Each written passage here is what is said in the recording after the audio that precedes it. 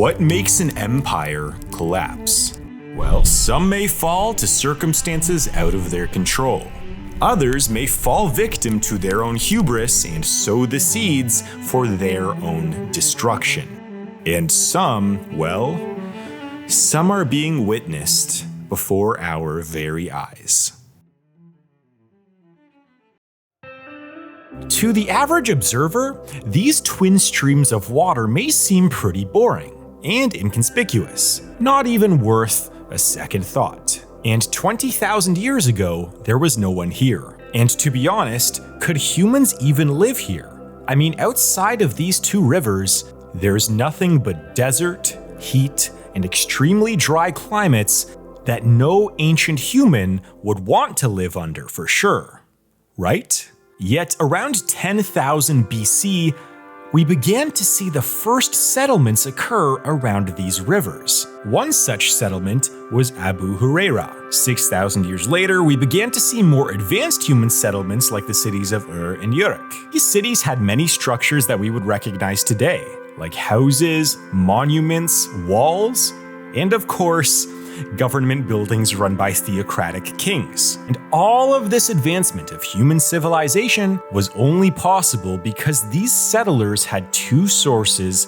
of fresh water that they could use to drink and cultivate food. I mean, if these two rivers were to disappear, then these cities are essentially in the middle of a desert with no food or water in sight.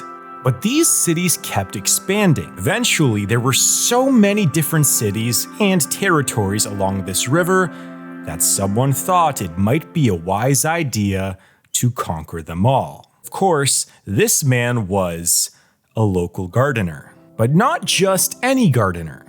He was actually the gardener and cupbearer for the king of Kish, meaning that this young man named Sargon had more power than his employment title would suggest. And years later, he would use this political power to displace his own king and crown himself the true king of Kish. It was soon after this that Sargon began his conquests over all the cities and kingdoms along the Euphrates and Tigris rivers, as these twin rivers would be called. And Sargon's conquests were successful. Decades after his death, the succeeding rulers of this newly founded Akkadian empire would continue his mission by trying to conquer and unite all people along the twin rivers.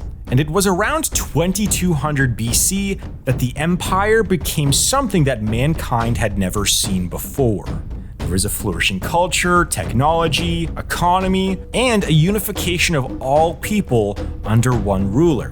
This was truly the first great empire that the world had ever known.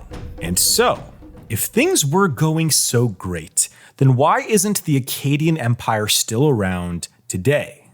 Well, one of the troubles with trying to build an empire out of people with vastly different beliefs, cultures, and lifestyles is that there will almost always be some sort of conflict or revolt that is going on within the empire at all times. But many historians think that these revolts were actually only a small reason as to why the Akkadian Empire still isn't around today.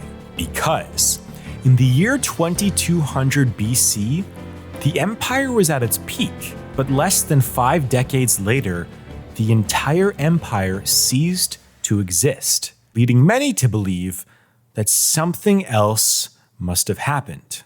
And maybe to figure that out, all we have to do is look 2,000 kilometers to the west to find a very old kingdom. You see the Great Pyramids over there? Well, even in the year 2200 BC, these pyramids were already quite old. In fact, many people back then viewed the pyramids as we today view buildings like the Taj Mahal or Buckingham Palace. That's how old the pyramids are. And many of us have seen images and videos of the pyramids like this, where it's the classic 3 pyramid structures in the middle of a desert with nothing else in sight. But if we take a slightly different angle, we might start to see a clue for why the Akkadian Empire collapsed. You see, less than 2 kilometers away exists a branch of the Nile River, surrounded by the sprawling metropolitan cities of Giza and Cairo with lush farmland on the outskirts. Just 10 kilometers away from the pyramids is the heart of the Nile River. All this means is that humanity, over 4,000 years ago, built vast structures, sprawling empires, and large metropolitan centers solely around one water source in one of the harshest climates on the planet. At the time, this was a great idea, and no one had reason to believe that something very, very bad could happen to their rivers. There was no recorded evidence that anything extraordinarily bad could happen. But then, seemingly over the course of a few months to a few years, the Nile, Euphrates, and Tigris rivers had their water supplies reduced by about 50% or more. And all of a sudden, all those great cities, kingdoms, and empires that existed in 2200 BC began to collapse. A rough paraphrase of a poem written in the aftermath of this event, called the Curse of Akkad, may help explain what happened to societies during this rapid drought from their perspective. For the first time since cities were built and founded, the great agricultural tracts produced no grain. The inundated tracts produced no fish. The irrigated orchards produced neither syrup nor wine. The gathered clouds did not rain, the mascarum did not grow. He who slept on the roof died on the roof. He who slept in the house had no burial, and people were flailing at themselves from hunger. As it turns out, the very same rivers that allowed civilization to advance for thousands of years were also the same rivers that caused the very first empires to collapse. Now, we don't know what caused this global climate event in the first place, but one intriguing idea is this. For the Akkadian Empire, every large city mentioned in the historical documents has been discovered. Well, except for one, and that is the capital city of Akkad itself. That's right, the city that the Akkadian Empire is named after, which also may have had the largest population of the empire at the time, has no archaeological evidence that it ever existed. But a recent paper made a fairly bold and potentially improbable hypothesis that stated that the city of Akkad and the following climate event may have actually been caused by an asteroid impact that potentially wiped out the city. Another hypothesis is that a volcanic eruption or a series of volcanic eruptions may have catapulted the Earth into a rapid climate shift, and the city of Akkad was essentially burned to the ground from potentially a series of revolts of the citizens that were starving and dying in the streets. Regardless of its cause, the once great city of Akkad has disappeared. But something like this couldn't happen today. Could it? This is California. Currently, 15% of all economic output of the American empire comes from this one single state. In fact, California is such an economic marvel of the empire that if it were its own country, California would have the 5th largest economy in the world, just behind the economic superpower of Germany and ahead of the world's previous superpower from 100 years ago in the United Kingdom. But when you look back at California's history, you will see that this only happened because of water. In the year 1850, the population of California was 92,527, or about the same size as Nampa, Idaho today. But then gold was discovered in California's rivers, and suddenly the gold rush was well underway. By 1860, 380,000 people resided in California. By 1870, it was 560,000 people, and just a few decades later in 1910, the population reached over 2.3 million just because of the gold rush. It soon became apparent that California would need a much larger water source in order to keep up with California's insane population growth. So they came up with an idea. This is a 450 kilometer squared desert in Southern California.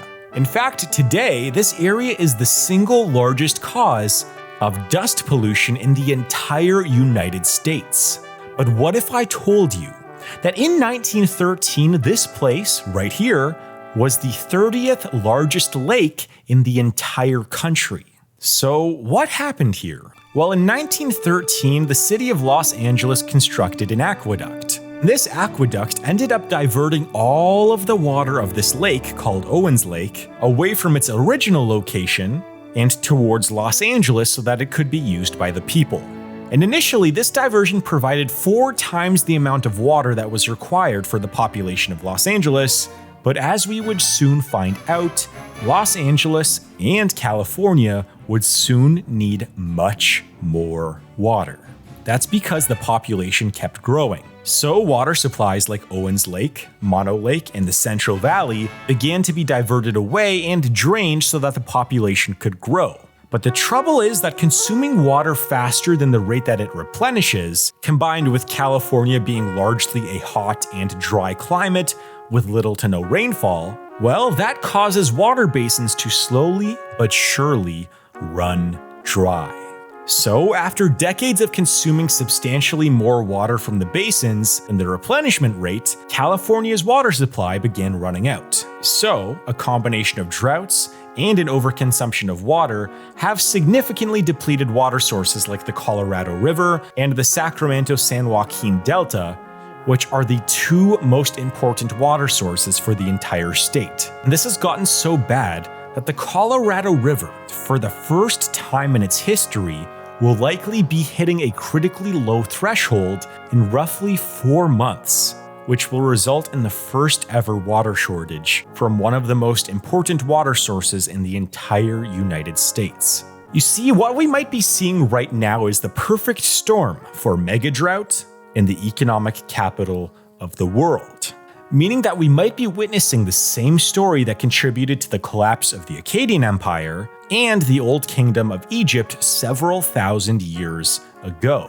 In fact, we are already beginning to see some signs of the downfall of the state. We are currently seeing California's lowest population growth in history, dating back a whole 160 years. Water shortages have already been affecting people's daily lives for the last decade or so. And with the pandemic, people seem to be leaving high cost of living states like California and moving to cheaper states throughout the US. Despite all this, solutions such as building desalination plants and cutting overall water consumption have not yet been able to keep up with the rapidly decreasing water supply. All this means is that soon, we could very well expect a large portion of the United States to experience water shortages, which tend to significantly impact an empire's population, economy, and empire status. Now, despite all this, America will survive. You see, even though the Akkadian Empire fell, many of its cities would continue to grow and flourish. Egypt, for example, despite going through a dark period of water shortages, ended up rebounding hundreds of years later and would go through 2 more golden ages, which would see Egypt reach new powerful heights once again. And who knows, maybe a city like Los Angeles will continue to grow, rebound, and thrive over the next several hundred years. Or maybe, just maybe, the people who find this video 4,000 years from now will wonder if a city like Los Angeles ever existed in the first place, as there may be little to no evidence of its existence as the city withers away through the sands of time. And I just want to make one more quick note, is that as some of you may know, I've been making a video game just in my spare time for fun for the past year or so, and it finally has a name and a Steam page. So go check out Ethos 2 Fall of Empires on Steam.